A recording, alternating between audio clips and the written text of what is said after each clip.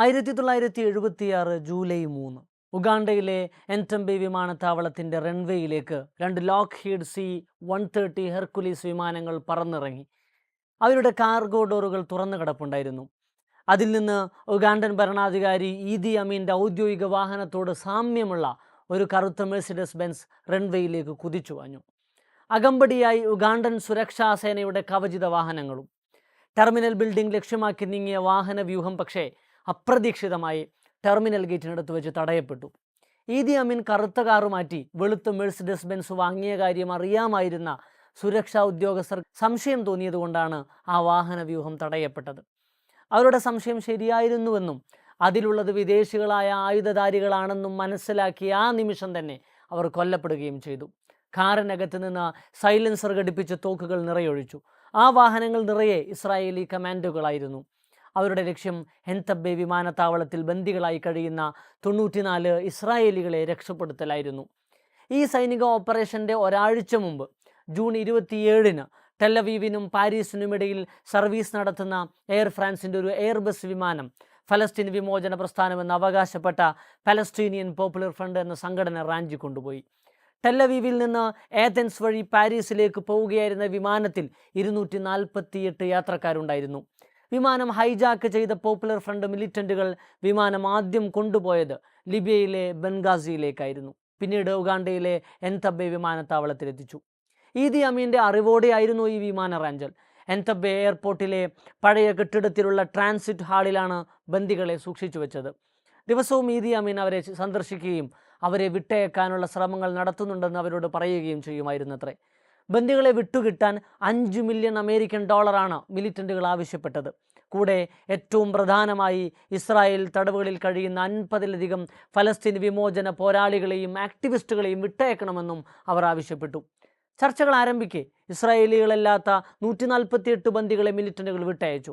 ശേഷിച്ചവരെ കൂടി വിട്ടയക്കണമെന്നാവശ്യപ്പെട്ട് Palestine liberation organisation വരെ സന്ധിശ്രമങ്ങൾ നടത്തിയെങ്കിൽ കൂടി അതൊക്കെ പരാജയപ്പെട്ടു പോയി. ജൂലൈ 4-ന് ഉച്ചയോടെ മിലിറ്റൻറ്റുകളുടെ ആവശ്യങ്ങൾ അംഗീകരിക്കുന്നില്ലെങ്കിൽ മുഴുവൻ ബന്ദികളെയും കൊന്നുകളയുമെന്നായിരുന്നു അവരുടെ മുന്നറിയിപ്പ്. നയതന്ത്രം ഫലിക്കുന്നില്ലെന്ന് മനസ്സിലാക്കിയ ഇസ്രായേൽ അവരുടെ വഴി നോക്കി. സത്യം പറഞ്ഞാൽ മൊസാദിൻ്റെ വഴി നോക്കി. നയതന്ത്ര സാധ്യതകൾ പരിശോധിക്കുന്ന വേളയിലും മൊസാദ് കർമ്മനിരതരായിരുന്നു. ഇസ്രായേലിൽ നിന്ന് ഉഗാണ്ടയിൽ വന്നൊരു സൈനിക ഓപ്പറേഷൻ നടത്തി ബന്ദികളെ രക്ഷിക്കണമെങ്കിൽ അവർക്ക് മുന്നിലുള്ള ഏറ്റവും വലിയ വെല്ലുവിളി അവരുടെ വിമാനങ്ങളിടയ്ക്ക് ഇന്ധനം നിറക്കാനുള്ള ഒരു ഇടത്താവളം കണ്ടെത്തുകയായിരുന്നു. ഒടുവിൽ കെനിയയെ അവർ സ്വാധീനിച്ചു. കെനിയയിൽ വന്നിറങ്ങിയ മൊസാദും കമാൻഡോകളും പിന്നീട് എൻറ്റംബെ എയർപോർട്ടിലേക്ക് പോയി. വെറും 53 മിനിറ്റിൽ ഒരാളൊഴികെ മുഴുവൻ ബന്ദികളെയും ഒരു പോറൽ പോലുമില്ലാതെ അവർ രക്ഷിച്ചെടുത്തു. രക്ഷപ്പെടുത്താനാവാതെ പോയ 75 വയസ്സുകാരി അന്നേരം എയർപോർട്ടിൽ ഉണ്ടായിരുന്നില്ല. ബന്ദിയായിരിക്കെ ഭക്ഷണം തൊണ്ടയിൽ കുരുങ്ങി അവരെ ആശുപത്രിയിൽ പ്രവേശിപ്പിച്ചിരിക്കുകയായിരുന്നു. സൈറത്ത് മസ്കൽ എന്ന ഇസ്രായേലിൻ്റെ കമാൻഡോ സംഘത്തെ നയിച്ചത് ഇപ്പോഴത്തെ ഇസ്രായേൽ പ്രധാനമന്ത്രി ബെഞ്ചമിൻ നെതന്യാഹുവിൻ്റെ മൂത്ത സഹോദരൻ യോനാഥൻ നെതന്യാഹു ആയിരുന്നു. ലഫ്റ്റനന്റ് കേണൽ യോനാഥൻ നെതന്യാഹു മാത്രമാണ് ഇസ്രായേൽ പക്ഷത്തു നിന്ന് അന്ന് കൊല്ലപ്പെട്ടത്. മറുപക്ഷത്ത് മുഴുവൻ മിലിറ്റൻറ്റുകളെയും 15 ഉഗാണ്ടൻ സൈനികരെയും ഇസ്രായേൽ വധിച്ചു. ചരിത്രത്തിലെ സമാനതകളില്ലാത്ത മിലിറ്ററി റെസ്ക്യൂ ഓപ്പറേഷനാണ് എൻറ്റംബെ എയർപോർട്ടിൽ അന്ന് നടന്ന ഓപ്പറേഷൻ തണ്ടർബോൾട്ട്. മൊസാദ് എന്ന ഇസ്രായേലി ചാരസംഘടനയുടെ ശക്തി പ്രകടനമാണ് അവിടെ അന്ന് നടന്നത്. സത്യം പറഞ്ഞാൽ ലോകത്തിലെ ഏറ്റവും വലിയ, ഏറ്റവും ശക്തമായ ഇൻ്റലിജൻസ് സംവിധാനമാണ് മൊസാദ്. എവിടെയും എപ്പോഴും മൊസാദ് ഉണ്ടാകുമെന്നാണ് പറയപ്പെടാറ്. ഒട്ടും പ്രതീക്ഷിക്കാത്ത ഇടങ്ങളിൽ പ്രതീക്ഷിക്കാത്ത ആളുകളുടെ രൂപത്തിൽ മൊസാദ് ലോകം മുഴുവൻ വ്യാപിച്ചിരിക്കുന്നു. അവരുടെ ചാരക്കണ്ണുകളിൽ നിന്ന് ലോകത്തൊരു ഭരണകൂടവും ഭരണാധികാരിയും രക്ഷപ്പെടുന്നില്ല എന്നതാണ് സത്യം. 1949-ലാണ് മൊസാദ് രൂപീകൃതമാകുന്നത്. ഇസ്രായേലിൻ്റെ ആദ്യ പ്രധാനമന്ത്രി ബെൻ ഗൂറിയൻ്റെ നിർദ്ദേശപ്രകാരം വിവിധ രഹസ്യാന്വേഷണ ഏജൻസികളുടെ ഏകോപനത്തിന് വേണ്ടിയായിരുന്നു ഇത് സ്ഥാപിക്കപ്പെട്ടത്. അമൻ എന്ന സൈനിക ഇൻ്റലിജൻസിനും ആഭ്യന്തര രഹസ്യാന്വേഷണ സംവിധാനമായ ഷിൻബെയ്ത്തിനും മുകളിലായി മൊസാദ് സ്ഥാപിതമാവുകയായിരുന്നു. പ്രധാനമന്ത്രിയുടെ ഓഫീസിനോട് മാത്രം അക്കൗണ്ടബിളായ ഒരു സംവിധാനം എന്ന നിലക്ക് മൊസാദ് ഒരു ഡീപ്പ് സ്റ്റേറ്റ് എന്ന നിലക്കാണ് പ്രവർത്തിച്ചു വരുന്നത് എന്ന് രാഷ്ട്രീയ മീമാംസ ചിന്തകന്മാർ ചൂണ്ടിക്കാണിക്കുന്നുണ്ട്. 1996 വരെ മൊസാദിൻ്റെ തലപ്പത്ത് ആരാണ് എന്ന് പോലും വെളിപ്പെടുത്തപ്പെട്ടിരുന്നില്ല. പ്രധാനമന്ത്രി തൻ്റെ വിശേഷാധികാരം ഉപയോഗിച്ച് നിയമിക്കുന്ന ആളാണ് മൊസാദിൻ്റെ ഡയറക്ടറായി വരിക. നിലവിൽ 7000-ലധികം ഉദ്യോഗസ്ഥർ മൊസാദിനുണ്ടെന്നാണ് പുറത്തു പറയുന്ന കണക്കുകൾ. ഖദ്സ എന്നാണ് സാധാരണ മൊസാദിൻ്റെ ഏറ്റവും അടിത്തട്ടിലുള്ള ചാരനെക്കുറിച്ച് പറയാറുള്ളത്. തന്ത്രപ്രധാന വിവരങ്ങൾ ശേഖരിക്കുന്ന ഉദ്യോഗസ്ഥൻ എന്നാണ് ഇതിനർത്ഥം. മൊസാദിൻ്റെ പരിശീലനം ലഭിച്ച അസാസിനുകളെ ഖിദോം എന്ന് വിളിക്കുന്നു. ഇവരെ കൂടാതെ ശമ്പളമോ ആനുകൂല്യങ്ങളോ ഒന്നും കൈപ്പറ്റാതെ രാജ്യത്തോടുള്ള കൂറിൻ്റെ പേരിൽ മാത്രം മൊസാദിന് വേണ്ടി ജോലി ചെയ്യുന്ന ആളുകളും ഏറെയുണ്ട്. അവർ സൈന്യം എന്നാണ് അറിയപ്പെടുന്നത്. ലോകത്തിലെ ഏറ്റവും കഠിനമായ പരിശീലനം ലഭിക്കുന്ന ചാരസംഘടനയാണ് മൊസാദ് എന്ന് നിസ്സംശയം പറയാം. ഇന്ത്യ അടക്കമുള്ള രാജ്യങ്ങൾ അവരുടെ ചാരന്മാരെ പരിശീലിപ്പിക്കാൻ മൊസാദ് ശൈലി അവലംബിക്കാറുണ്ട്. മൊസാദിൻ്റെ 68ാമത് വാർഷികത്തിന് ഒരു പരസ്യം പ്രസിദ്ധീകരിക്കപ്പെട്ടു. മൊസാദിൻ്റെ സൈബർ ഡിവിഷനിലേക്ക് ആളെ കൂട്ടുന്നു എന്നായിരുന്നു പരസ്യം. അങ്ങനെ ഒരു പരസ്യം മൊസാദിൻ്റെ ചരിത്രത്തിൽ തന്നെ ആദ്യമായിരുന്നു. പരസ്യത്തിൻ്റെ കൂടെ ഉണ്ടായിരുന്നത് ഒരു പസിലായിരുന്നു. 25,000-ലധികം ആളുകൾ, 1,00,000-ഓളം ആളുകൾ ആ പരസ്യം കണ്ട് ജോലിക്ക് അപേക്ഷിച്ചുവെങ്കിലും പസിൽ ശരിയായി പൂർത്തിയാക്കിയത് 1 ഡസനിൽ താഴെ മാത്രം ആളുകളായിരുന്നു.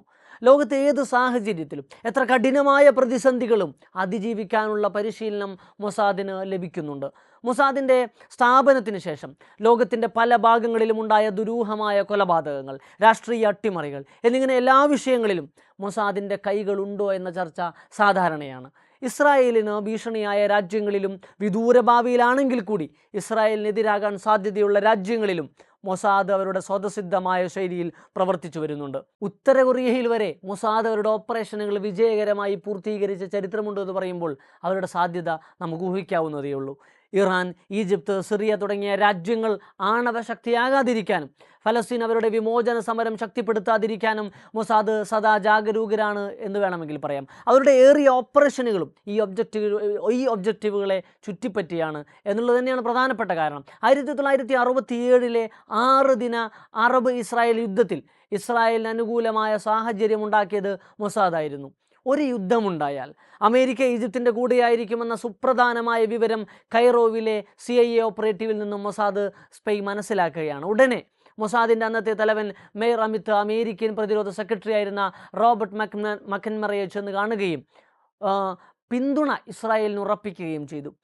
അതിനു മുമ്പ് മൊസാദിൻ്റെ ചാരവൃത്തം ഈജിപ്തിൻ്റെ മിസൈൽ സന്നാഹങ്ങൾ അടക്കമുള്ള മുഴുവൻ പ്രതിരോധ സംവിധാനങ്ങളെക്കുറിച്ചും കൃത്യമായി മനസ്സിലാക്കിയിട്ടുണ്ടായിരുന്നു. ആ വിവരങ്ങൾ അവർ ശേഖരിച്ച് ഇസ്രായേലിന് കൈമാറുകയും ചെയ്തിരുന്നു. 1960കളിൽ ഈജിപ്ത് സ്വന്തമായൊരു റോക്കറ്റ് വാർഫെയർ രൂപപ്പെടുത്തുന്ന സമയമാണ്. ഗമാൽ അബ്ദുൽ നാസറിൻ്റെ ചേരിചേരാ നയം US-ൽ നിന്നോ USSRൽ നിന്നോ സൈനിക സഹായം സ്വീകരിക്കാൻ ഈജിപ്തിനെ നിരുത്സാഹപ്പെടുത്തുന്ന സാഹചര്യം. അങ്ങനെ ഇരിക്കെ പഴയ നാസി റോക്കറ്ററി ടെക്നോളജി വശമുണ്ടായിരുന്ന പശ്ചിമ ജർമ്മനിയിലെ ശാസ്ത്രജ്ഞരെ ഉപയോഗിച്ച് ഈജിപ്ത് വളരെ വേഗത്തിൽ തന്നെ അവരുടെ മിസൈൽ സന്നാഹം ശക്തിപ്പെടുത്താൻ തുടങ്ങി. ഇത് ഇസ്രായേലിനെ ഭയപ്പെടുത്തുകയായിരുന്നു. ഈജിപ്തിൻ്റെ മിസൈൽ ടെക്നോളജിക്ക് നേതൃത്വം കൊടുത്ത ജർമ്മൻ സയൻറ്റിസ്റ്റുകളെ വകവരുത്താൻ മൊസാദ് നടപ്പിലാക്കിയ ഉദ്യമമായിരുന്നു ഓപ്പറേഷൻ ഡെമോക്ലേസ്. ലെറ്റർ ബോംബുകളാണ് ഇതിനായി മൊസാദ് ഉപയോഗിച്ചത്. ചിലരെ വെടിവെച്ചു കൊന്നു. ഭീഷണിയും തട്ടിക്കൊണ്ടുപോകലും ഒക്കെയായി ഈ ഓപ്പറേഷൻ ലക്ഷ്യം കണ്ടു. എന്നാൽ ഇതിനിടെ സ്വിറ്റ്സർലാൻഡിൽ വെച്ച് 2 മൊസാദ് ചാരന്മാർ അറസ്റ്റിലാവുകയും ചെയ്തു. ഈജിപ്തിൽ മൊസാദിൻ്റെ ഏറ്റവും പ്രധാന ഓപ്പറേറ്റീവുകളിൽ ഒരാളായ വോൾഫ്ഗാങ് ലോഡ്സും അറസ്റ്റിലാവുകയുണ്ടായി. ഇത് മൊസാദിന് വലിയ നാണക്കേടുമായി. ഇസ്രായേലിൽ വലിയ രാഷ്ട്രീയ മാറ്റങ്ങൾ തന്നെ ഇതുവഴി ഉണ്ടായി എന്നാണ് ചരിത്രം. ഇറാനാണ് മൊസാദിൻ്റെ ഏറ്റവും വലിയ സെൻറ്റർ ഓഫ് ഇൻട്രസ്റ്റ് എന്ന് വേണമെങ്കിൽ പറയാം. അത്രയ്ക്ക് ശ്രദ്ധയോടെയാണ് ഇറാൻ്റെ ഓരോ നീക്കങ്ങളും മൊസാദ് നിരീക്ഷിച്ചു വരുന്നത്. പണ്ട് അമേരിക്കൻ പാവ ഇറാനിൽ ഭരണം കൈയാളിയിരുന്ന കാലത്ത് സവാക്ക് എന്ന ഇറാനിയൻ സ്പെഷ്യൽ പോലീസിനെ പരിശീലിപ്പിച്ചിരുന്നത് CIA-യും മൊസാദും ഒരുമിച്ചായിരുന്നു.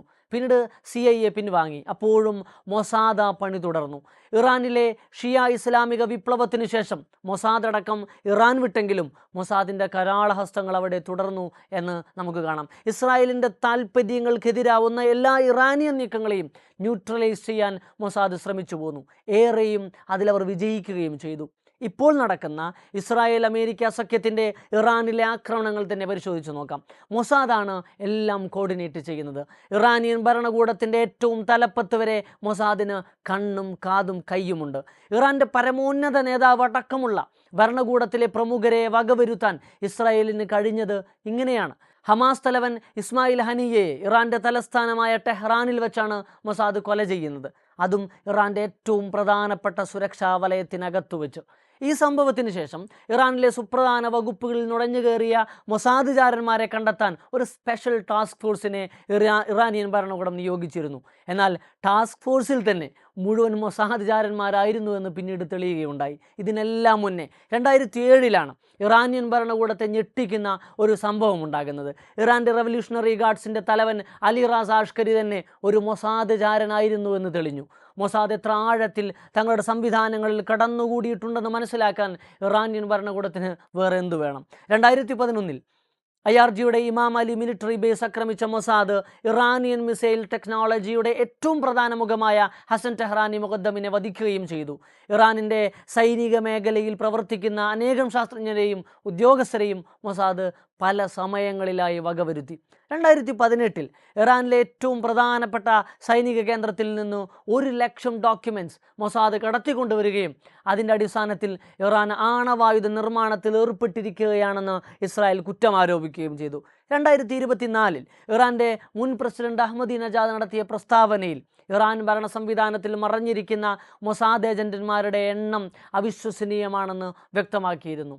1976 ഉഗാണ്ടയിലെ എൻതബെ എയർപോർട്ടിൽ മൊസാദ് നടത്തിയ ഓപ്പറേഷൻ തണ്ടർബോൾട്ട് പോലെ മൊസാദിൻ്റെ കാര്യക്ഷമത അടയാളപ്പെടുത്തിയ മറ്റൊരു ദൗത്യമായിരുന്നു പഴയ നാസി ജനറലായിരുന്ന അഡോൾഫ് ഐക്മാനെ പിടികൂടിയ സംഭവം. രണ്ടാം ലോക മഹായുദ്ധം പരാജയപ്പെട്ടതോടെ ഒളിവിൽ പോയ പ്രധാന നാസി SS മേധാവിയായിരുന്നു അഡോൾഫ് ഐക്മാൻ. ജൂതവിരുദ്ധ വംശഹത്യയുടെ ആസൂത്രകരിൽ പ്രധാനി എന്നറിയപ്പെട്ടിരുന്ന ഐക്മാന് വേണ്ടിയുള്ള അന്വേഷണം 1.5 പതിറ്റാണ്ടോളം നീണ്ടുപോയിരുന്നു. 1960 മെയ് 11 അർജന്റീനയിലെ ബ്യൂണസ് ഐറസിലുള്ള ഗാരിബോൾഡിയിൽ വെച്ച് മൊസാദിൻ്റെ ഏജന്റുകൾ ഐക്മാനെ പൊക്കുകയാണ്. റിക്കാർഡോ ക്ലെമന്റ് എന്ന പേരിൽ അവിടെ ഒരു ഫാക്ടറിയിൽ ജോലി ചെയ്തു വരികയായിരുന്നു അയാൾ. ഐക്മാനെ മൊസാദിൻ്റെ സേഫ് ഹൗസിലെത്തിച്ച് 9 ദിവസം ചോദ്യം ചെയ്തു. പിന്നീട് ആരും അറിയാതെ സെഡേറ്റ് ചെയ്ത് ഇസ്രായേലിലേക്ക് വിമാനമാർഗം കടത്തിക്കൊണ്ടുപോയി അവിടെ വെച്ച് വിചാരണ നടത്തി വധിച്ചു കളഞ്ഞു. മൊസാദിൻ്റെ എല്ലാ ഓപ്പറേഷനുകളും വിജയകരമായിരുന്നു എന്ന് കരുതരുത്. പരാജയപ്പെട്ട ചില ദൗത്യങ്ങൾ മൊസാദിൻ്റെ ചരിത്രത്തിലുണ്ട്. അതിലേറ്റവും പ്രധാനപ്പെട്ടത് സിറിയയിലെ അവരുടെ ദൗത്യമായിരുന്നു. സിറിയൻ ഭരണകൂടത്തിൻ്റെ താക്കോൽ പദവി വരെ എത്തിയ എലി കോഹൻ എന്ന മൊസാദ് ചാരൻ സിറിയൻ സൈനിക സന്നാഹങ്ങളുടെ സുപ്രധാന വിവരങ്ങളെല്ലാം ചോർത്തി. ഗോലൻ ഹൈറ്റ്സിലെ സൈനിക വിന്യാസം അടയാളപ്പെടുത്താൻ എലി കോഹൻ പ്രത്യേക പാറ്റേണിൽ മരങ്ങൾ വെച്ചുപിടിപ്പിക്കുക വരെ ഉണ്ടായി. എന്നാൽ 1965 എലി കോഹൻ്റെ യഥാർത്ഥ ഐഡൻറ്റിറ്റി പുറത്തായി. അയാൾ വധിക്കപ്പെട്ടു. ഇതിനകം സിറിയയുടെ സുപ്രധാനമായ പല സൈനിക വിവരങ്ങളും ഇസ്രായേലിന് ലഭിച്ചിരുന്നു. അവരുടെ മിസൈൽ സാങ്കേതിക വിദ്യയും ആണവായുധ നിർമ്മാണത്തിനായുള്ള ശ്രമങ്ങളുമെല്ലാം തുടക്കത്തിലെ പരാജയപ്പെടുത്താൻ ഇസ്രായേലിന് കഴിഞ്ഞത് എലി കോഹൻ്റെ ഇടപെടൽ വഴിയായിരുന്നു എന്ന് കരുതപ്പെടുന്നുണ്ട്. എങ്കിലും മൊസാദിൻ്റെ ചരിത്രത്തിലെ ഏറ്റവും പ്രധാന വീഴ്ചകളിലൊന്നാണ് കോഹൻ്റെ പരാജയകഥ. അതുപോലെ മൊസാദ് നാണം കെട്ട മറ്റൊരു സംഭവം കൂടിയുണ്ട്. 1997 ജോർദാനിലാണ് സംഭവം.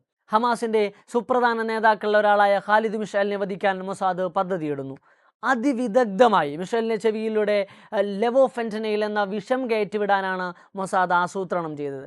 അതവർ വിജയകരമായി ചെയ്തെങ്കിലും മൊസാദ് ഏജന്റുമാർ പിടിക്കപ്പെട്ടു, കയ്യോടെ പിടിക്കപ്പെട്ടു. അവരെ ലോകത്തിന് മുന്നിൽ അവതരിപ്പിച്ചതോടെ മൊസാദ് നാണം കെടുകയാണ്. ഏജന്റുമാരെ വിട്ടുകിട്ടാൻ ഖാലിദ് മിഷേലിൻ്റെ ശരീരത്തിൽ പ്രവേശിച്ച വിഷത്തിനുള്ള മറുമരുന്ന് ആൻറ്റിഡോട്ട് എത്രയും പെട്ടെന്ന് എത്തിക്കണമെന്ന് ഹമാസ് ആവശ്യപ്പെട്ടു. ഇസ്രായേലിൽ നിന്ന് നിൽപ്പിനൊരു ഡോക്ടർ പറന്നെത്തി. ഖാലിദ് മിഷേൽ രക്ഷപ്പെട്ടു. ഹമാസ് മറ്റൊരു കാര്യം കൂടി ആവശ്യപ്പെട്ടു. ഇസ്രായേൽ തടവിൽ കഴിയുന്ന അവരുടെ സ്ഥാപക നേതാവ് അഹമ്മദ് യാസീനെ വിട്ടയക്കുക. മൊസാദിന് കീഴടങ്ങാതെ വേറെ വഴിയില്ലായിരുന്നു. മൊസാദ് നാണക്കേടിൻ്റെ പടുകുഴിയിലേക്ക് വീണുപോയ സംഭവമായി അത് മാറി. ഇസ്രായേലിൻ്റെ ഏറ്റവും വലിയ പ്രായോജകരായ അമേരിക്കക്ക് പോലും മൊസാദിൽ നിന്ന് രക്ഷയില്ല എന്നതാണ് സത്യം. 2013 NSA കോൺട്രാക്ടറായിരുന്ന എഡ്വേർഡ് സ്നോഡൻ പുറത്തുവിട്ട രേഖകൾ പ്രകാരം CIA-യിലും FBI-യിലും മൊസാദിൻ്റെ ഡബിൾ ഏജന്റുമാർ ധാരാളമുണ്ടെന്നും മൊസാദിൻ്റെ ഇടപെടൽ മൂലം പലതും ചെയ്യാൻ അമേരിക്ക നിർബന്ധിതരാകുന്നു എന്നും വെളിപ്പെടുത്തലുകൾ ഉണ്ടായിരുന്നു. ഇപ്പോൾ വിവാദമായ എപ്സ്റ്റീൻ ഫയലുകളും മൊസാദിൻ്റെ ഇടപെടലുകൾ ചൂണ്ടിക്കാണിക്കുന്നതായി വിദഗ്ധർ നിരീക്ഷിക്കുന്നുണ്ട്. എപ്സ്റ്റീൻ ഒരു മൊസാദ് സെറ്റായിരുന്നെന്നും അമേരിക്കയിലെ ഏറ്റവും പ്രധാന രാഷ്ട്രീയ ശക്തികളെയും അവരുടെ സൗഹൃദ വലയത്തിലുള്ള ലോക നേതാക്കളെയും ദുരൂഹവും ഹീനവുമായ കുറ്റങ്ങളിൽപ്പെടുത്തി ഭീഷണിപ്പെടുത്താനുള്ള ശ്രമമായിരുന്നെന്നും അത്തരം നിരീക്ഷണങ്ങൾ നീളുന്നത് കാണാം. ഞാൻ ഇത്രയും പറഞ്ഞതിൽ നിന്ന്, എൻ്റെ അവതരണത്തിൽ നിന്ന് ഏതെങ്കിലും ഘട്ടത്തിൽ മൊസാദ് അഡ്മയർ ചെയ്യാൻ പറ്റുന്ന ഒരു വലിയ സംവിധാനമാണെന്ന് ആർക്കെങ്കിലും തോന്നിയിട്ടുണ്ടെങ്കിൽ ക്ഷമിക്കണം. സത്യം പറഞ്ഞാൽ ലോകത്തിലെ ഏറ്റവും ക്രൂരമായ മനസ്സുള്ള ഒരു പറ്റം ആളുകളുടെ സങ്കേതമാണത്. ലോകത്തെ ഒരു നിയമവും വ്യവസ്ഥിതിയും മൂല്യങ്ങളും അനുസരിക്കാത്ത ഒരു കിരാത സംഘമാണത്. എവിടെയും എപ്പോഴും കയറിക്കൂടാമെന്നും അവരുടെ താല്പര്യങ്ങൾക്കനുസരിച്ച് എന്തും ചെയ്യാമെന്നും കണക്ക് കൂട്ടുന്ന ഒരു ചാരസംഘടന. മൊസാദ് ഒരു തരം അർബുദമാണ്. അത് മനുഷ്യൻ്റെ സമാധാനത്തെയും മനുഷ്യത്വത്തെയും കാർന്ന് തിന്നുന്നുണ്ട്. ഒരു ഉദാഹരണം പറയാം. പണ്ട് ശ്രീലങ്കയിൽ സിംഹള തമിഴ് ആഭ്യന്തര കലഹമുണ്ടായപ്പോൾ ഇരുകൂട്ടരെയും പരിശീലിപ്പിച്ചിരുന്നത് മൊസാദായിരുന്നു. ലോകത്ത് പലയിടങ്ങളിലും ഇങ്ങനെ സംഘട്ടനത്തിൽ ഏർപ്പെട്ടിരുന്ന പക്ഷങ്ങളെ ഒരേ സമയം പരിശീലിപ്പിക്കുകയും വിഷം കുത്തിവെച്ച് പ്രകോപിപ്പിക്കുകയും യുദ്ധങ്ങൾ ഉണ്ടാക്കുകയും ആഭ്യന്തര കലഹങ്ങൾ സൃഷ്ടിച്ച് പലതരം ലാഭം കൊയ്യുകയും ചെയ്യുന്ന ഏർപ്പാട് ഇന്നും എന്നും മൊസാദിനുണ്ട്. അങ്ങനെ LTTEയെയും സിംഹളപക്ഷത്തെയും പരിശീലിപ്പിച്ചിരുന്ന കാലത്ത് സിംഹളപക്ഷത്തെ സൈനിക ഉദ്യോഗസ്ഥനും ദേശീയ സുരക്ഷാ ഉപദേഷ്ടാവുമായിരുന്ന രവി ജയവർദ്ധനെ പലസ്തീൻ പ്രവിശ്യകളിലെ ഇസ്രായേലി സെറ്റിൽമെൻറ്റുകളിൽ കൊണ്ടുപോയി കാണിക്കുകയും ഒരു അപ്പാർത്തൈഡ് എങ്ങനെ സ്ഥാപിക്കാമെന്ന് കാണിച്ചു കൊടുക്കുകയും ചെയ്തു അത്രേ. സിംഹളീസ് അധികാരം മൂർധന്യത്തിലെത്തിയപ്പോൾ ചൂഷണാടിസ്ഥാനത്തിൽ മുഴുവൻ മനുഷ്യാവകാശങ്ങളും ലംഘിക്കുന്ന അപ്പാർത്തൈഡ് സെറ്റിൽമെൻറ്റുകൾ ശ്രീലങ്കയിലും ആരംഭിക്കപ്പെട്ടു. സത്യം പറഞ്ഞാൽ ലോകത്ത് നിന്ന് നിലനിൽക്കുന്ന ഒട്ടുമിക്ക രാഷ്ട്രീയ പ്രശ്നങ്ങൾക്കും പിന്നിൽ മൊസാദാണ് എന്ന് സംശയിക്കപ്പെടുന്നു. ലോകത്തെ നിയന്ത്രിക്കുന്നുവെന്ന് കോൺസ്പിറസി തിയറികൾ വാദിക്കുന്ന ഇല്ലുമിനാറ്റികൾക്കും മുകളിലോ അല്ലെങ്കിൽ അവരോടൊപ്പമോ മൊസാദോ അവരെ നിയന്ത്രിക്കുന്ന ശക്തികളോ ഉണ്ടത്രേ.